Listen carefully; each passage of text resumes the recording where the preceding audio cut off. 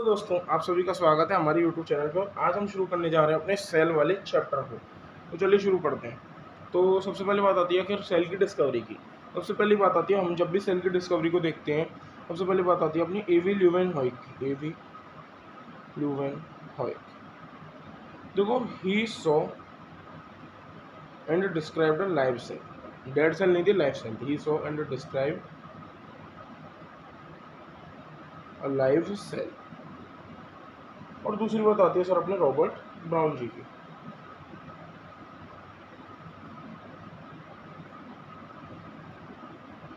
Discover nucleus, इन्होंने तो sir nucleus की डिस्कवरी कर डाली। अब बात आती है सर अपनी सेल थ्योरी की।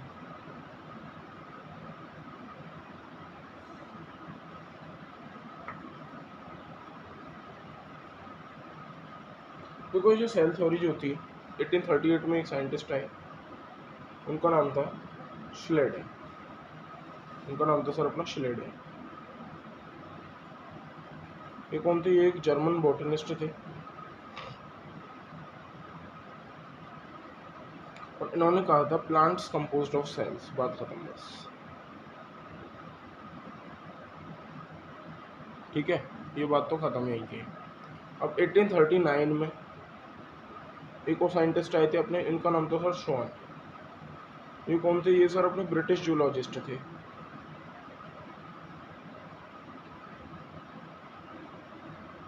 इन्होंने क्या कहा?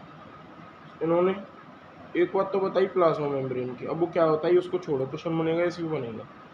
इन्होंने एक बात बताई प्लाज्मा मेम्ब्रेन की। दूसरी बात इन्होंने बताई सर सेल वॉल के बारे में। और इन्होंने क्या बताया? जैसे इन्होंने बताया प्लांट्स कंपोज्ड ऑफ सेल्स, तो इन्होंने बताया bodies of plants and animals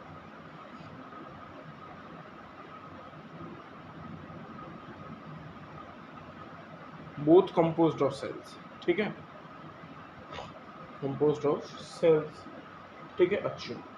अभी जो श्लेडन और श्वान थे, इन्होंने तो क्या दिया सर? इन्होंने दिया अपनी सेल थ्योरी।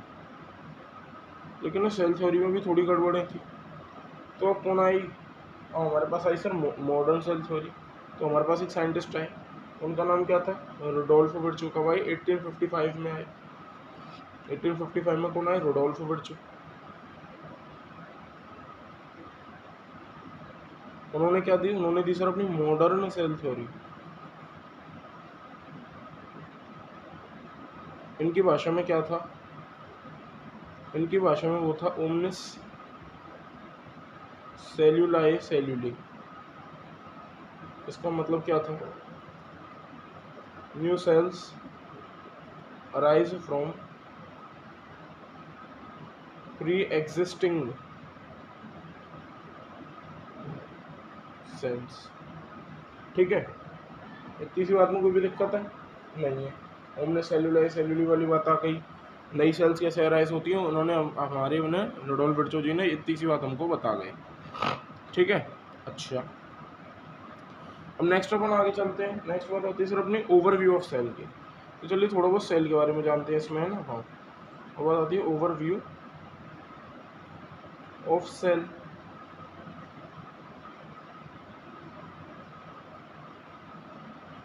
तो सेल तो हमें पता है ये दो तरह की होती हैं। एक होती है अपनी प्रोकैरियोटिक, एक होती है सर अपनी यूकैरियोटिक। अब ये जो प्रोकैरियोट्स होती हैं फिर ये जो प्रोकैरियोटिक होती हैं, they do not have nuclear membrane. बात खत्म बस। Not have nuclear membrane. और ये जो यूकैरियोटिक होती हैं, दे हैव न्यूक्लियर मेम्ब्रेन। बात खत्म। बेसिस ऑफ क्लासिफिकेशन तो ये, दे हैव न्यूक्लियर मेम्ब्रेन। मैंने दो सेल्स बताई, एक हो गई अपनी प्रोकैरियोटिक और एक हो गई सर अपनी यूकैरियोटिक। ठीक है, अच्छा। अब बात आती है सर अपनी साइटोप्लाज्म की। क्या कर साइटोप्लाज्म क्या गुल खिला रहा है कि नहीं? चलो उसको देखते हैं। तो साइटोप्लाज्म के बारे में क्या है वो देखो। ये जो साइटोप्लाज्म होगा वो यूकैरियोट्स में भी होता है। बोलेंगे क्या sir? In both eukaryotes, eukaryotes as well as prokaryotes. Eukaryotes में भी होता है एज वेल एज प्रोकैरियोट्स में भी होता है। It is the main arena of cellular activities. It is the main arena of cellular activities, मतलब कि बेसिकली जो भी सेलुलर एक्टिविटीज होंगी वो ज़्यादातर सारी की सारी सेलुलर एक्टिविटीज साइटोप्लाज्म में ही होती है। And it keeps the cell in living state,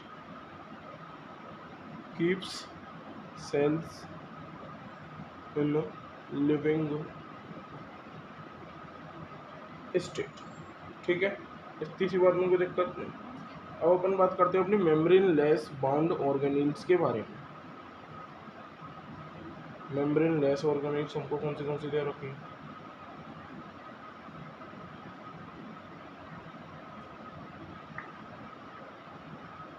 तो सर मेम्ब्रेन लेस ऑर्गेनील्स में सबसे पहले तो हमको दे रखा है कौन? राइबोसोम।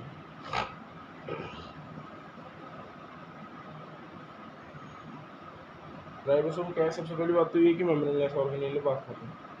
इसका साइज होता है 15 to 20 नैनोमीटर। इतनी सी बात में कोई दिक्कत नहीं।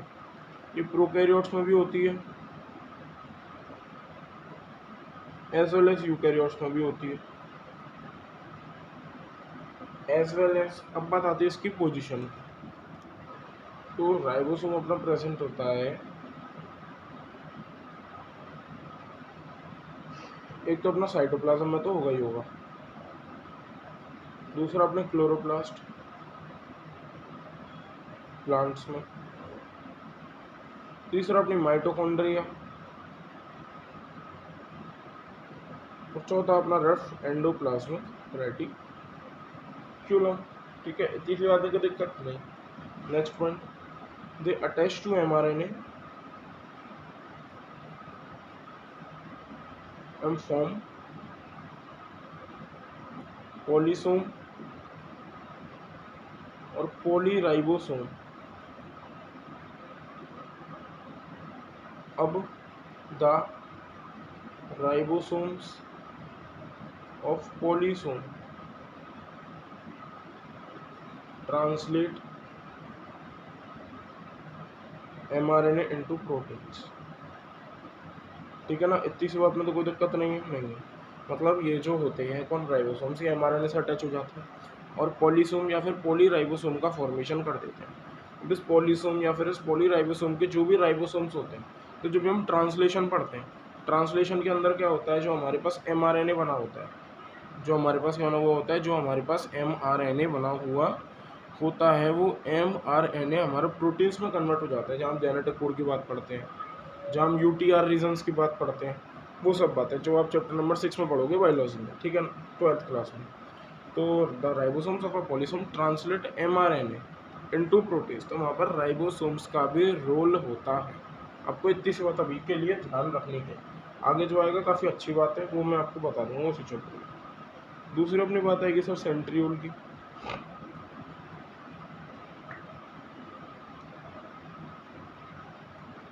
देखो, जो सेंट्रल होता है only and only in animal cells and it helps in cell division.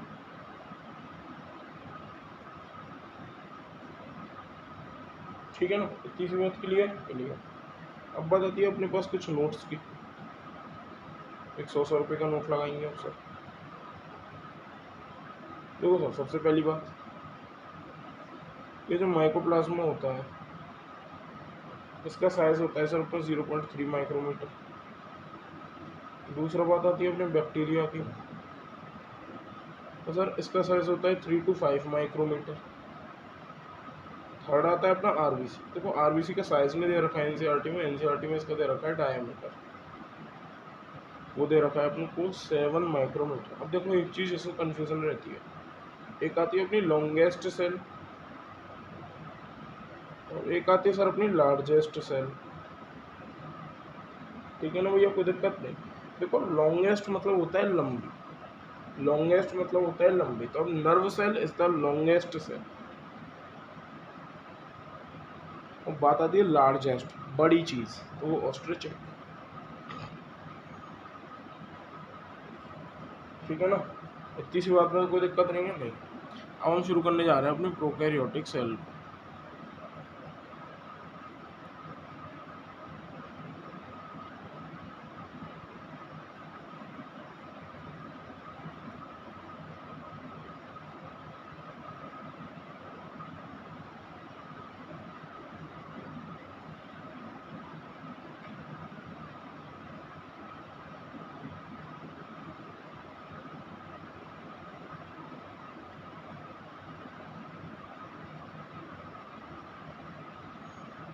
देखो सबसे पहली बात जैसे इसके अंदर सेल वॉल प्रेजेंट होती है। नेक्स्ट बात आती है प्रोकैरियोटिक सेल के जेनेटिक मटेरियल। क्योंकि इसका जो जेनेटिक मटेरियल होता है वो कैसा होता है, नेक्ड होता है। कैसा होता है, नेक्ड होता है। ठीक है ना। अच्छा, इसके अंदर दो तरह के डीएनए होते हैं। एक होता है सर आपका जीनोमिक डीएनए और एक होता है सर अपना प्लास्मिड। अभी जो प्लास्मिड होता है it is unique phenotypic characters. सबसे पहली बात तो ये। और जो प्लास्मिड होता है इट इज ऑल्सो रेजिस्टेंट या फिर रेजिस्टेंस टू एंटीबायोटिक्स। इतनी सी बात आ गई समझ में। ये होगी अपनी सबसे पहली बात, ये होगी। उसके बाद दूसरी बात, नेक्स्ट इज थर्ड बात आती है सर अपने सेल एनवेलप पे। तो ये जो सेल एनवेलप होता है इसके अंदर तीन चीज़ें आती हैं। सबसे पहला आता है अपना ग्लाइकोकैलिक्स, उसके बाद आता है सेल वॉल, उसके बाद आती है अपनी प्लाज्मा मेम्ब्रेन। ये जो ग्लाइकोकैलिक्स जो होता है वो आउटर मोस्ट लेयर होती है। अब ये जो ग्लाइकोकैलिक्स होता है, दिस ग्लाइकोकैलिक्स, अभी जो ग्लाइकोकैलिक्स होता है may be in the form of loose sheet,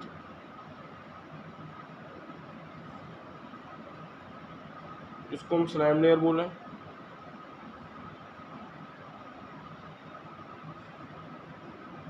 या फिर हो सकता है ये थिक हो, मे बी थिक और टफ।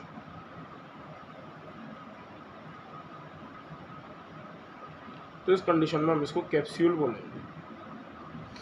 ठीक है ना। अब नेक्स्ट बात आती है on the basis of staining. हमारे पास दो तरह के बैक्टीरिया होते हैं। ठीक है ना। On the basis of staining and cell envelope,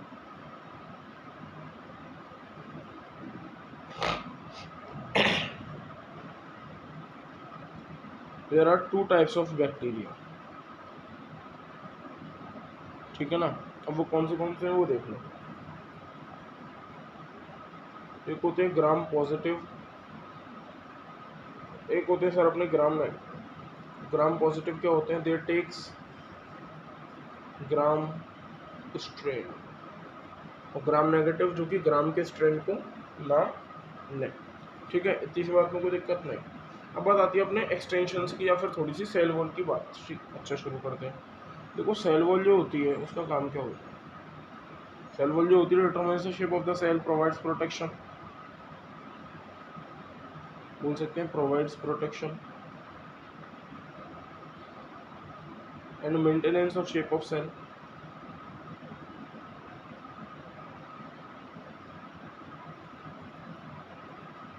इतनी सी में कोई दिक्कत नहीं।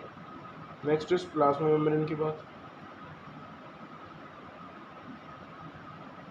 देखो जो प्लाज्मा मेम्ब्रेन होती है it interacts with the outside world.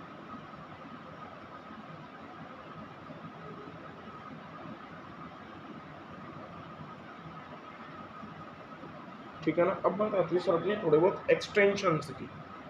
अब बात आती है एक्सटेंशंस की। तो सबसे पहले हम देखते हैं प्लाज्मा मेम्ब्रेन एक्सटेंशंस के बारे में। तो अगर प्लाज्मा मेम्ब्रेन के अपने पास कौन से एक्सटेंशंस हैं। ठीक है ना, देखते हैं ये। तो सर प्लाज्मा मेम्ब्रेन के एक्सटेंशंस में सबसे पहले हमारे आते हैं बैक्टीरिया में कौन से होते हैं। बैक्टीरिया में होते हैं साहब अपने मीसोसोम्स। मीसोसोम्स के बारे में आपको थोड़ा एंड में भी डिटेल में बता दूंगा। Next is cyanobacteria. साइनोबैक्टीरिया में होते हैं सर अपने chromatophores.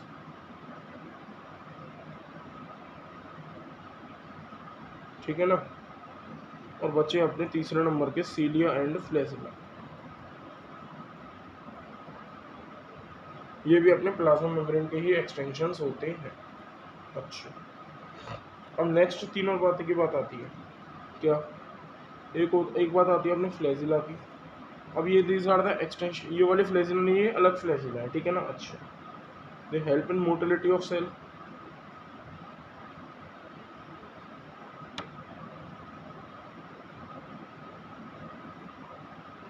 Extensions of cell wall.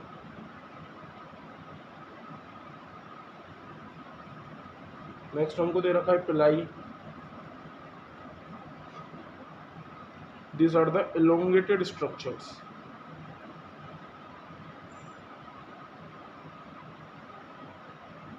जो कि प्रोटीन के बने हुए होते हैं, जो कि प्रोटीन के बने हुए होते हैं।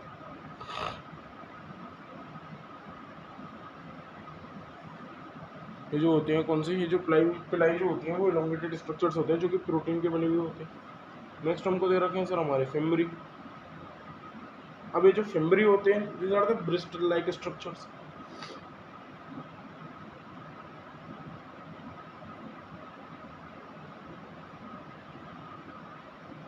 and they help to attach bacteria।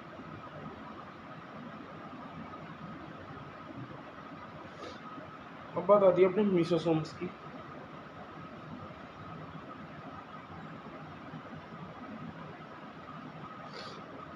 देखो ये जो मीसोसोम्स होते हैं, they are the differentiated forms of cell membrane. ये वाली बात तो खत्म, ठीक है ना। अच्छा, next, it is the characteristic feature of prokaryotes. सबसे पहली बात तो ये, it is the characteristic feature of prokaryotes.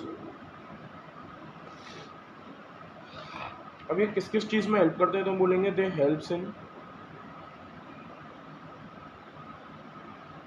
Cell wall formation,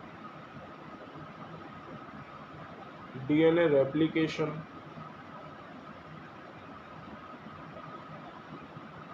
distribution to daughter cells,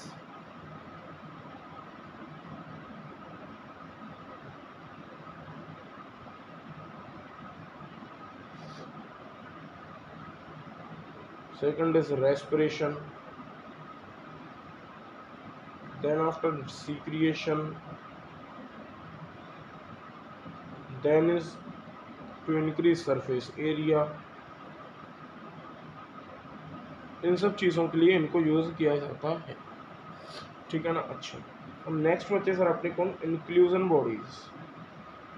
बस एक बार ये और कंप्लीट हो जाए, उसके बाद अपना पूरा के पूरा प्रोकैरियोट खत्म, या फिर प्रोकैरियोटिक सेल खत्म।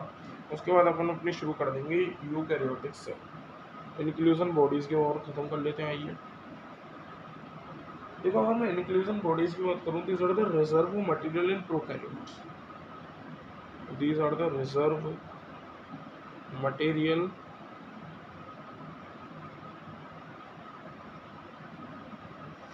इन प्रोकैरियोट्स, ठीक है ना। अच्छा, या फिर हम बोल सकते हैं प्रोकैरियोट्स के अंदर जो रिजर्व मटेरियल होता है वो इंक्लूजन बॉडीज की फॉर्म में स्टोर होता है। Reserve material in prokaryotes store in form of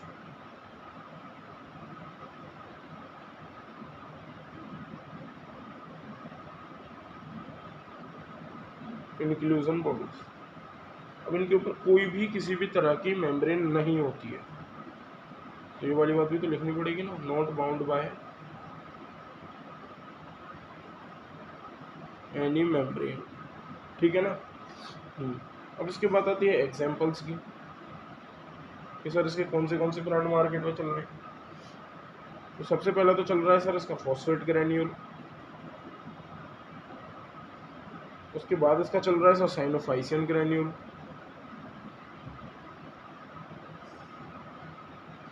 और उसके बाद भी चल रहा है सर अपना ग्लाइकोजन ग्रेन्यूल।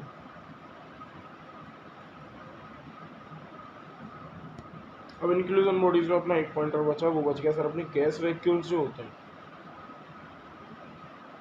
ये किस किस में पाए जाते हैं, ये अपने पाए जाते हैं सर एक तो ब्लू ग्रीन एल्गी में, या फिर हम बोल सकते एल्गी नहीं, blue green bacteria, blue green green and purple bacteria में पाए जाते हैं। Blue green comma green and purple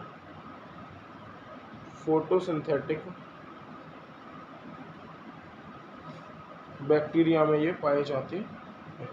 ठीक है ना, इतनी सी बात समझ में आ गई। आगे हम अपने शुरू करने जा रहे हैं यूकैरियोटिक सेल।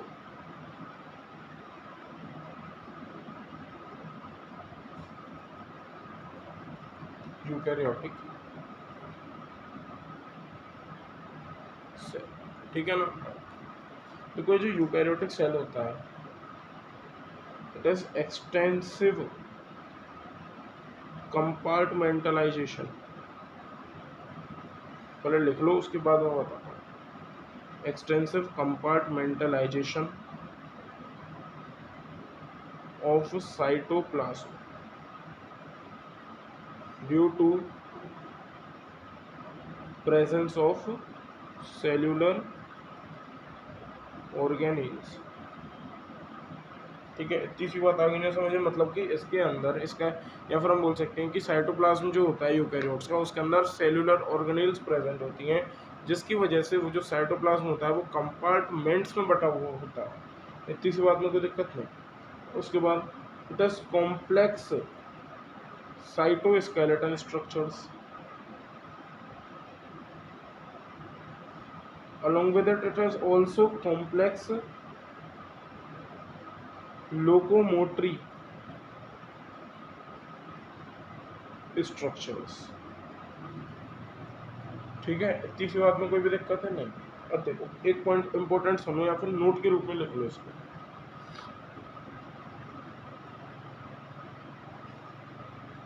ठीक है ना। अच्छा, क्या सर, क्या नोट कि सर अपनी बात सेल वॉल, अपनी सर प्लास्टिड, अपना सर वैक्यूल, ये जो होते हैं वो only and only plant cell में। और दूसरी बात बची सर अपनी सेंट्रियोल्स की, तो अपने जो सेंट्रियल होते हैं वो only and only animal cell में। ठीक है ना, इतनी सी बात में तो कोई भी दिक्कत नहीं है। नहीं, देखो अब बात आती है सर अपनी सेल मेम्ब्रेन की।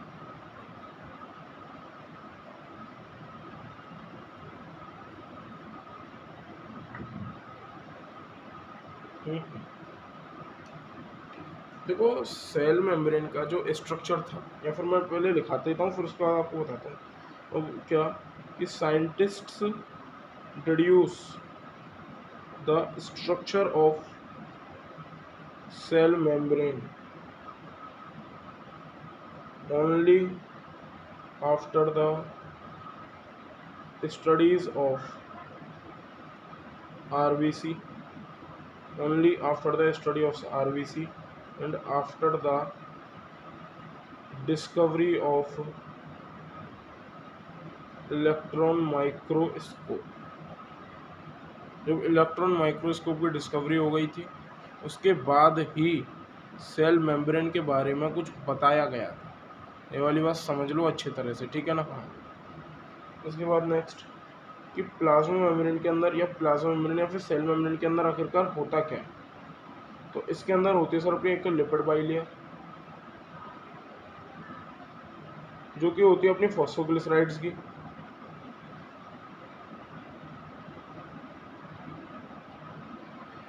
दूसरे नंबर पे ये होती है अपने कार्बोहाइड्रेट्स की, तो कार्बोहाइड्रेट्स की नहीं, सॉरी, कार्बोहाइड्रेट्स भी होते हैं। अलॉन्ग विद इट अपने साथ थोड़े बहुत आपको प्रोटीन्स भी देखने को मिल जाते हैं। अब ये जो क्या कहते हैं इसको,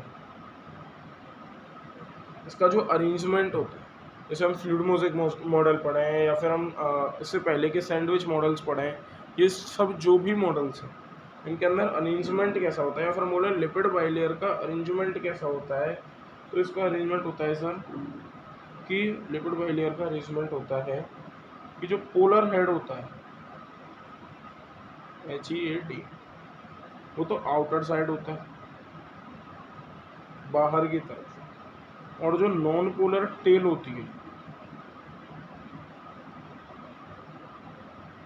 वो अपनी अंदर की तरफ। कोई दिक्कत नहीं। इसका मतलब कि non polar tail of unsaturated hydrocarbon get protected from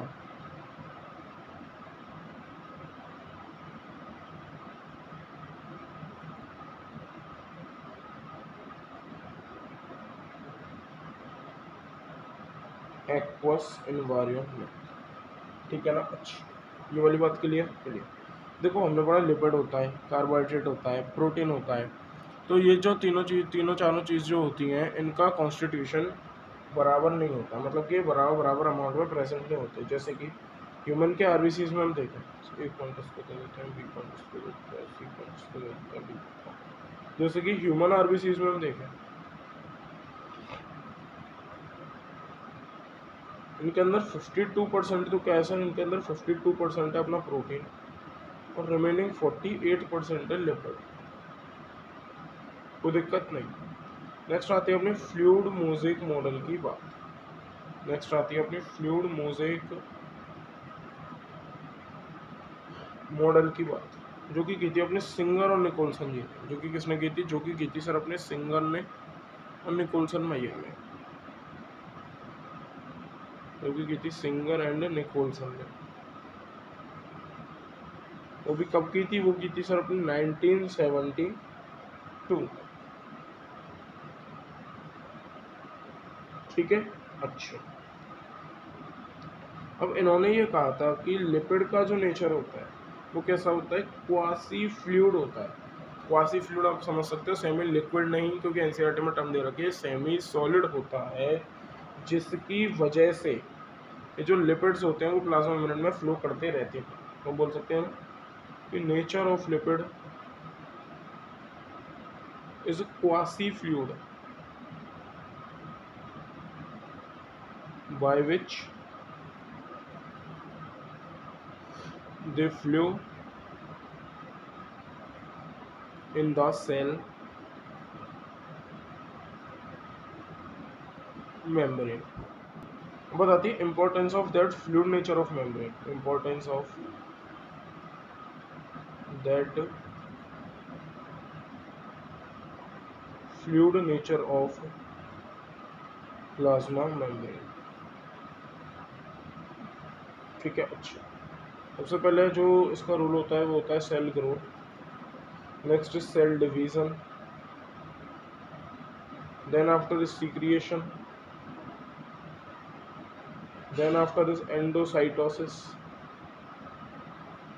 और एक अपना बचा हुआ क्या, फॉर्मेशन ऑफ इंटरसेल्यूलर जंक्शंस। ठीक है, इतनी सी बात में तो कोई दिक्कत नहीं है। नहीं, मैंने आपको उसमें कितना क्वेश्चन, दो cell division, secretion, endocytosis, formation, point रह गया क्या कोई? नहीं नहीं, ये 5 पॉइंट्स हैं। ठीक है ना। अच्छा, अब नेक्स्ट बात आती है कुछ हमने ट्रांसपोर्ट की। ठीक है ना, कि मतलब हम ट्रांसपोर्ट किस तरह से कर सकते हैं, फिर ये जो ट्रांसपोर्ट होता है वो किस किस में, मतलब किस किस तरह से हो सकता है, किस किस सब्सटेंस का किस किस तरह से हो सकता है। तो पहली बात तो ये हो गई कि जो प्लाज्मा मेम्ब्रेन होती है it also helps in the transport. यहाँ से तो ये बात रटने की ज़रूरत ही नहीं है कि करती है, वो तो हमने इसी में पढ़ रहे हैं, इसका मतलब करती ही होगी कहीं ना कहीं। सबसे पहली बात आती है न्यूट्रल सॉल्यूट्स का। यदि कोई भी न्यूट्रल सॉल्यूट्स दे रखे तो उनका कैसे होगा। दूसरा वाटर का कैसे होगा। तीसरा अपने पोलर मॉलिक्यूल्स का कैसे होगा। तीनों तरह के हमारे पास कैटेगरी है।